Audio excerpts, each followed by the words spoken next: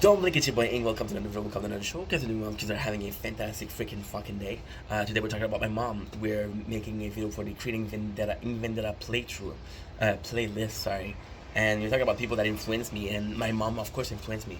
I did a video with my father. Now it's the turn to my mom, and let me talk about my mom. Who she is? My mom. She's an immigrant that came from Egypt to Canada at 18 years old. She lost everything. She had no friends. She was old enough to create a life here, but old enough to also have to work here. So it was hard. It was hard for my mom, you know. When I look at my mom, I see this amazing human being, and we're here to talk about that today. This person wants to self-sacrifice a lot, self-sacrifice a shit ton, and I'm very grateful for it. I'm very grateful for the person she is. I'm very grateful for the gift she gave me, which is life. My mom, when I think about her, is it's a role model of self-sacrifice. My father's self-sacrifices was when look at my father's self-sacrifice he made was being an asshole to me so I could grow up. My mom's sacrifice was even worse. My mom's sacrifice was a taking the high road, always being kind, getting treated wrongly, but being kind because she thought that teaching me the importance of kindness is more important than teaching me to get revenge and things like that, right? My mom, when I think about her, she's an amazing woman. She is a role model when it comes to sacrifices because again she saw that when I was even younger, when I had ADHD, I was a tough kid to take care of. I was a hard kid to put together. My mom, I love her, but I know for a fact that if she raised me, I would be the best human. Not because my mom's a bad human. But my mom, she's very forgiving. My mom, she's very she's gonna let you do things, and not necessarily be the strictest, right? But when she gets scary, when she gets angry, she gets scary. My father did a really good job at raising me.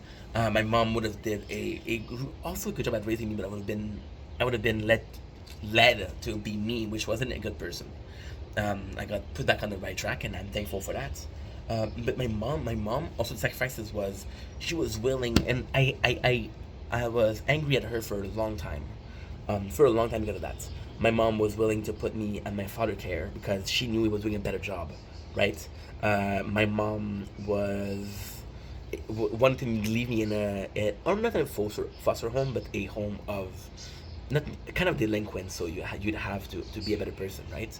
My mom wanted to put me in the scouts to learn. My mom, she made me see a shrink, and for a long time I said, why don't you make the effort to why don't you make the effort to know me? Why don't you make the effort to how much we call it to why don't you make the effort to get to fix myself, right? And now I understand that she wanted the best. She didn't care if it was her as long as I got help. She wanted the best, and she knew that the advice she could give me maybe weren't good or weren't as good as a professional. So that's why she wanted me to see a professional. My mom was also a person who suffered a lot. She suffered in her life, but she is still standing. My mom is very, very strong. My mom, she's 67 and still working, sometimes double shifts, because she want to work. She want to pay the condo that she's gonna give me. And yeah, she's making a lot of sacrifices for me. I'm super grateful for that. My mom is a model when it comes to kindness. People always tell me, "Oh, your mom is so nice." It was weird. It was weird as a kid. My father was recognized because he was a high grade at the job, and my mom was mad because she was kind. And people would say, "Oh, your mom is so kind." My mom was the reason why I got a lot of jobs. My mom was the reason why people like me because, hey, if mom is super nice, you must be nice too, right? And my mom was it's my parents taught me the difference between being respected and being loved. My father was respected, my mom was being loved, and it's weird because even my mom being loved led her to be used, led her to be abused by people, and my father wasn't because of respect, right? But do I prefer being respected or loved? I prefer to be loved, because being respected doesn't do shit. People are gonna be afraid of you. People are gonna be, they don't care about you. They just respect you, but they don't care about who you are. They don't want to get to know you. They just say, okay, well, he's an important person. I'm gonna respect that.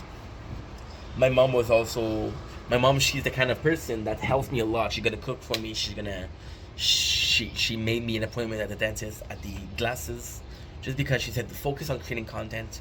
My mom, she's a person that's gonna watch videos. She's gonna watch my content and say, "Hey, I got this advice for you." My mom, she's gonna bring me a product that I haven't tasted because it's like, "Hey, didn't taste that. You should taste that.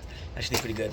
My mom, she's gonna bring me wine because she said, "Hey, me and my mom, we don't have a lot of point in common." My mom, she's very nice. She's a lovely woman, but my mom is so busy taking care of others that she doesn't take a lot of care about herself. So when you ask about my mom, when you ask her story about herself, it's more so I spend my life taking care of people, and because of that, I don't have a lot of personal story, which is kind of sad, but and the choice she made. My mom, we don't have a lot of point in common because she doesn't have a lot of interest, right? And it's it's it's uh it's really weird because when I look at my mom, we're so similar, but we're so different, and I think it's beautiful because it's almost a balance. It's almost completing each other. And like, my mom, she constantly needs to go to parties, and I don't. But the constant need to go to party is that nurturing need, is that need to be in charge of people. My mom is the classic Egyptian mom where she feeds everybody. She makes sure that everybody's fed. She's gonna keep on giving you food, keep on giving you food, keep on giving you food, and then she'll be like, when everybody's done, she eats cold food in a corner because it's her turn. So it's a role model of self-sacrifices. My mom is, again, it's a person that you'd expect to be that person because she suffered so much. But no, she's a role model when it comes to perseverance. Not only keep on going, but keep on taking the high road, knowing you're gonna get hurt. It takes a bigger person to take the high road when you know you're gonna get hurt than the person that just says, "Hey, I'm gonna avoid the problem." And my mom, she's that bigger person. I'm extremely lucky to have the mom I have, right? I'm extremely lucky. We didn't always see eye to eyes, but at the end we have a good relationship, and I'm super grateful because my mom is a very positive part of my life. My mom is, even the discussion we have with my mom, I'm able to joke, I'm able to swear, and she still think I'm a good person. My mom is also somebody that's very worried about me and it breaks my heart because I don't want her to be worried. But it's also nature, and she got the need for nurturing. So by me feeding that need of nurturing, she feels completed, which is also important. My mom is an amazing human being. My mom is, see, as a kid, I was a mama's boy. I have so many stories where my mom actually sacrificed everything for me. My father, when I was a baby, right, I used to throw away the pacifier. My mom, she would bring it back, and my father got mad. He threw the pacifier away. He's like, "Dude, you're using this as an excuse to get us attention. You're gonna be taught a lesson." He threw the pacifier away.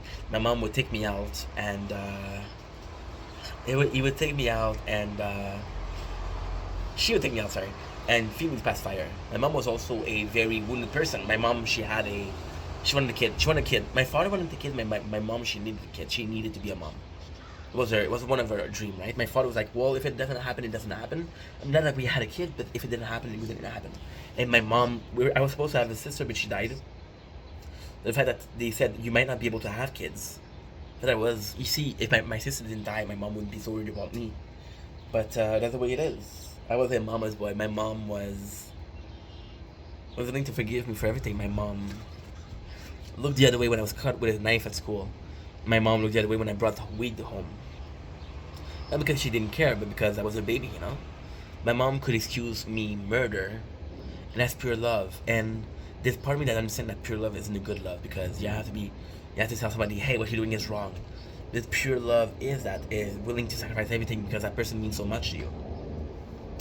And again, when I think about that, I think about self-sacrifices, and I'm just amazed by that. I'm just amazed by the fact that she is that willing to let people abuse her.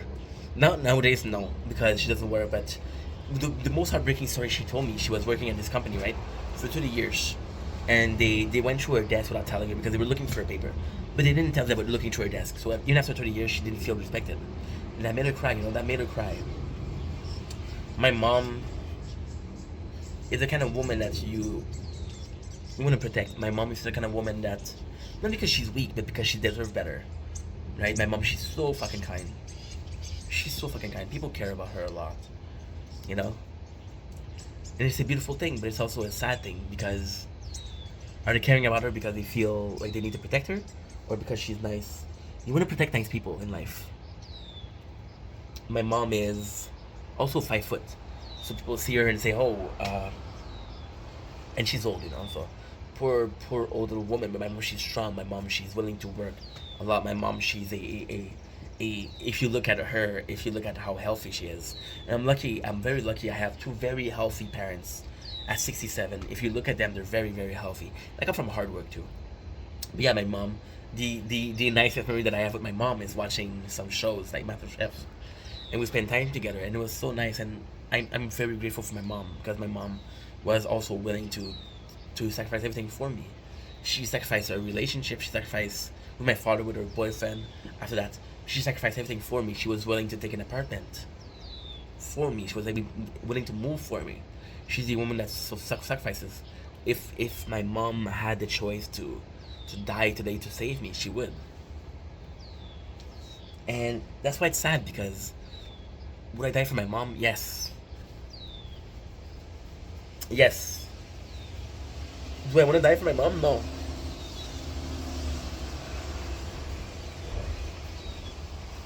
You know, if I had to die to my mom, if I had to die to protect my mom, I'd be happy to. But in a perfect world, this doesn't happen. My mom tomorrow, if say, hey, your son's in this amount of trouble, she'll take care of it. Not because she thinks it's the right thing to do.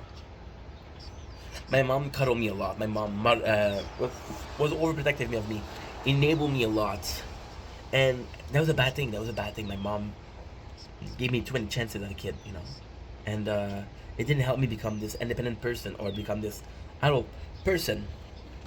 But she didn't see it, and again, that's so important because she didn't see it as doing bad.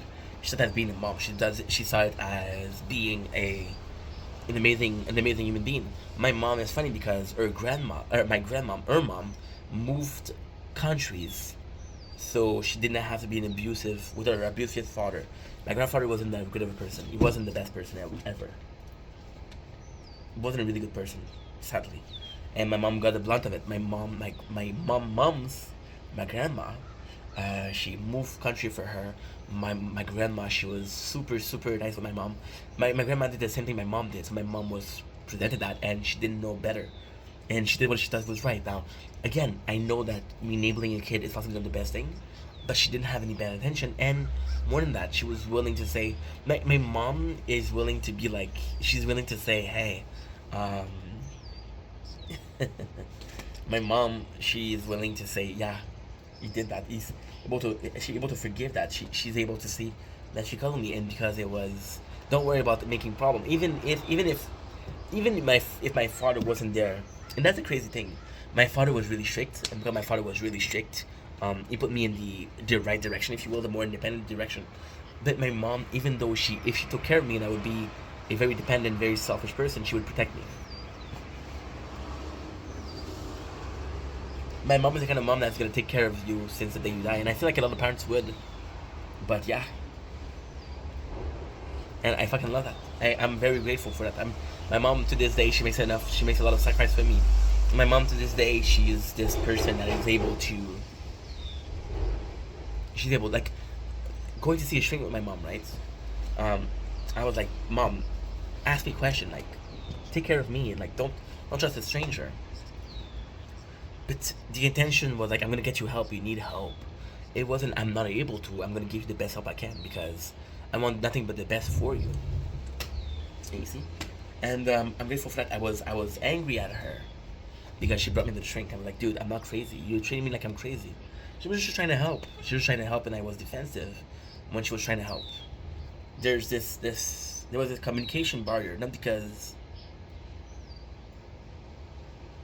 even my mom now, she's like, oh, change apartment, change apartment. She doesn't understand it's hard, right?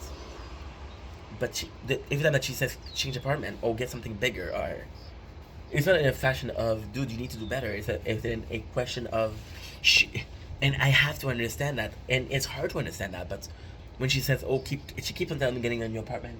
She keeps on telling me like this place isn't good for you, or you need to take better care of the apartment. It's too small. It's coming from a place of not necessarily of you should do better. Like in my head, yes, the apartment is small. Yes, the apartment isn't the best apartment I could have gotten, but it's what I don't need that much. I'm single. I live alone. I got a fridge. I got something to cook. I got my TV. I got everything I need, and I have a bed. I have a roof. I have a balcony. I'm pretty fucking happy. With my mom, it's more so like, oh, you deserve better. It's more not so like I want you to do good.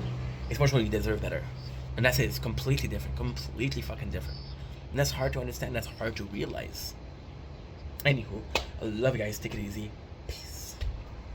Love you, ma.